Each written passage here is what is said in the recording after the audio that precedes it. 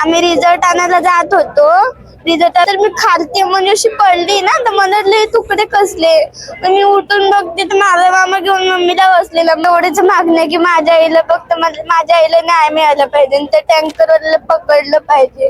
Road ही अच्छे नहीं है तो आप हमसे टैक्स क्यों ले रहे हो? दिन प्रताप नाइक नाम के एक शख्स की मृत्यु हो गई, के पीछे का जिम्मेदार आप किसे समझते हैं? सरकार को मुझे लगता है कि 35 साल की सत्ता जब थी जिनके पास थी, कम से कम अधिकारी जो वर्ग है उसके ऊपर उनका प्रेशर था।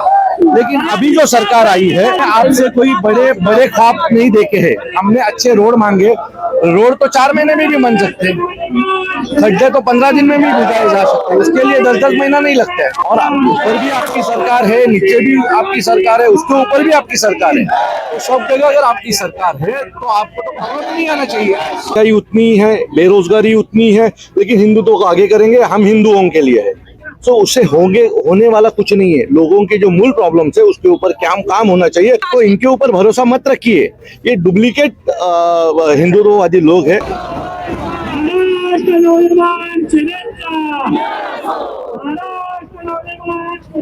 नमस्कार दोस्तों, मैं हूं अदिति सिंह, मेरे साथ आप सभी देख रहे हैं नेशन नाउ 9। इस वक्त मैं विरार पूर्व के आरटीओ कार्यालय के पास में उपस्थित हूं। ये चंदन साल से लेकर आरटीओ कार्यालय तक मनसे का धड़क मोर्चा जो है वो पहुंचने वाला है। साफ तौर पर ये लोग जो है वो आरटीओ के अधिकारियों से पूछने वाले हैं कि किस तरीके की कार्रवाई की जाए है उन बेकाबू वाहनों पर, किस तरीके से जो है बिना फिटनेस हुए वो गाड़ियां आखिर सड़कों पर किस तरीके से चलाते हैं। इसके लिए आप देखेंगे तो जो रिक्शा वाले हैं और जो यहाँ के स्थानिक लोग हैं और साथ ही साथ मनसे के लोग यहाँ पर इस मोर्चे का प्रतिनिधित्व करते हुए साफ तौर पर नजर आएंगे। हम बातचीत करेंगे। क्या मुझे जान पड़ गई कि आज इतनी बड़ी तादाद में आप लोग एकत्रित हुए? यहाँ के जो रिक्शा वाले हैं, ट्रक वाले हैं, उनके बहुत सारे काम है जो हो नहीं रहे परिवहन खाते से, तो उसके खिलाफ ये लोगों का मोर्चा है। यहाँ हमसे अलग अलग तरीके से टैक्स लिए जाते हैं, नई गाड़ी की टैक्स लिए जाते हैं, नई बाइक लिए टैक्स लिए जाते हैं, लेकिन जो टैक्स लिए जाते हैं, रोड टैक्स लिए जाते हैं, तो रोड तो अच्छे दीजिए। अगर रोड ही अच्छे नहीं है तो आप हमसे टैक्स क्यों ले रहे हो? क्या कहेंगे? कुछ दिनों पहले यहाँ नवरात्रि के पहले ही दिन प्रताप नाइक नाम के एक शख्स की मृत्यु हो गई और ये खड्डों के चलते हुए, तो इसके पीछे का जिम्मेदार आप किसे समझते हैं? सरकार को। अगर अभी की सरकार से अगर सवाल पूछा जाए तो वो साफ तौर पर कहते हैं कि 35 साल की सत्ता का ये कारोबार है, उनसे सवाल पूछा। मुझे लगता है कि 35 साल की सत्ता जब थी जिनके पास थी, कम से कम अधिकारी जो वर्ग है उसके ऊपर उनका प्रेशर था। लेकिन अभी जो सरकार आई है उनके बात ही कोई अलग है।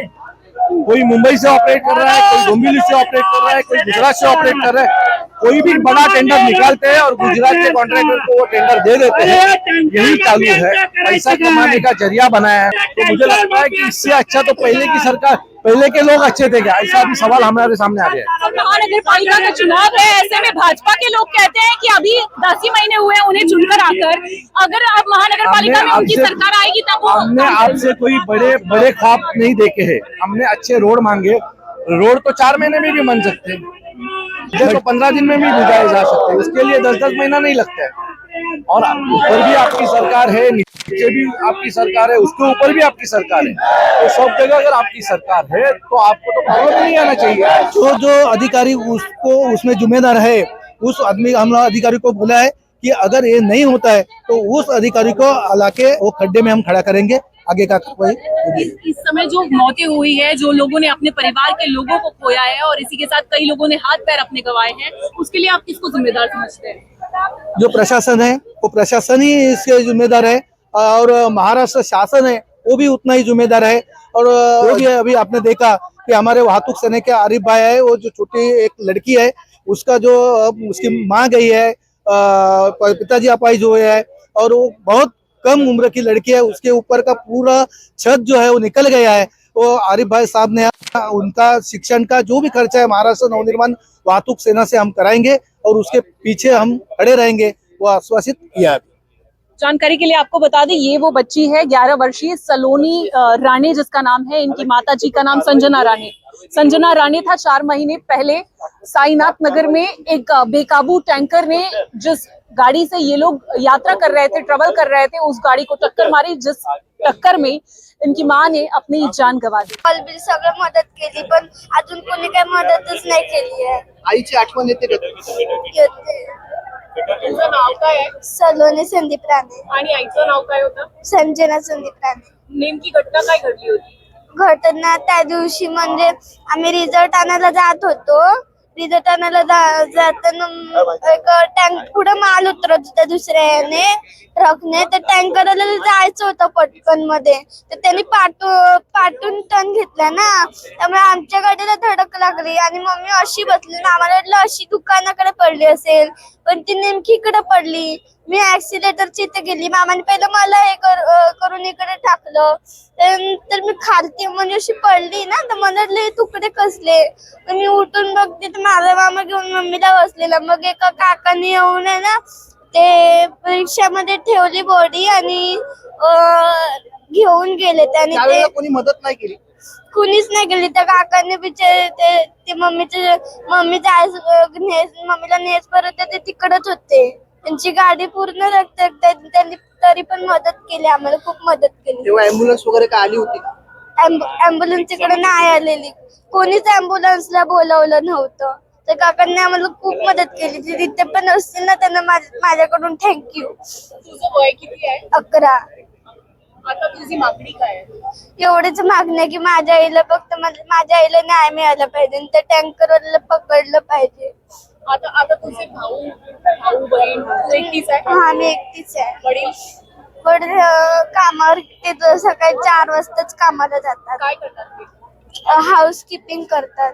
इसी आंदोलन में एक बच्ची यहाँ पर शहीद हुई, जिसकी माँ का एक्सीडेंट 4 महीने पहले हुआ। वो भावुक होकर भाव भीनी आंखों से अपनी माँ के लिए न्याय की गुहार लगा रही थी। क्या कहेंगे? हम उनके साथ है और उसको न्याय मिला के देने का हम लोग पूरी कोशिश करेंगे. विषय एवढाच होता का ह्या मुलीला कुठे ना कुठे न्याय भेटला पाहिजे, ही आमची मनापासून मागणी होती.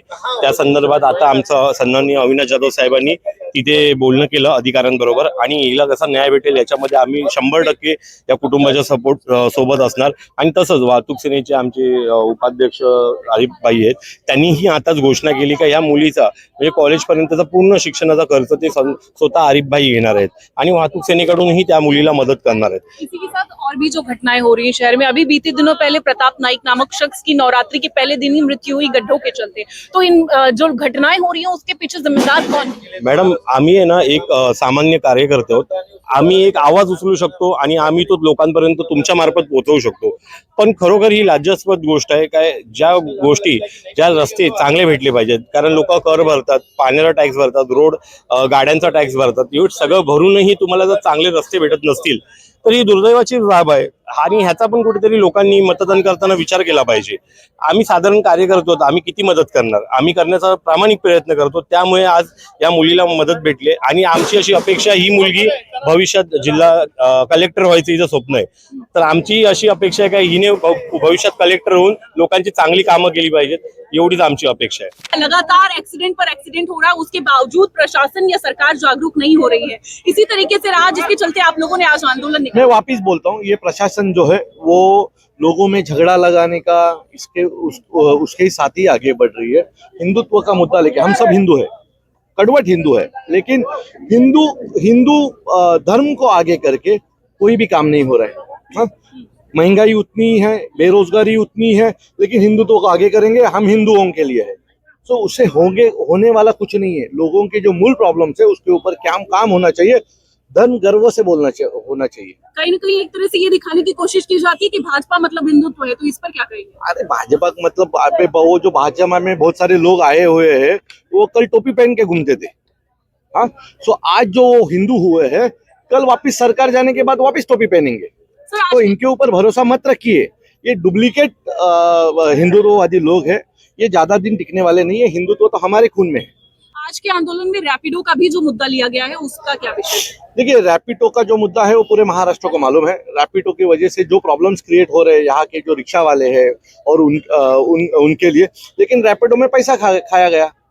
हमारे मंत्री खुद उसके ऊपर बात करते हैं, उसके ऊपर उसको बुलाते हैं, उसके ऊपर केस करते हैं और बाद में उनके ही कार्यक्रम में रैपिडो 10 करोड़ की ऐड देता है. तो इससे एक चीज पता चलती है, ये सब भ्रष्टाचार के आजू बाजू में घूमने वाली चीजें हैं। हम लेकिन उसका विरोध करेंगे और आगे बढ़ेंगे। आप जिन मंत्री की बात कर रहे हैं, परिवहन मंत्री प्रताप सरनाईक, वो कहते हैं किसी और विभाग की बात रहेगी तो मैं उसे टाल सकता हूं, लेकिन जो मेरे विभाग की बात है उस पर मैं तत्काल कार्रवाई करता हूं। तो क्या लगता है ये उनका विभाग उन्होंने या की ना, उन्होंने रैपिडो पे तत्काल कार्रवाई की और तत्काल 10 करोड़ अंदर भी किए, तो इससे फास्ट और क्या हो सकता है।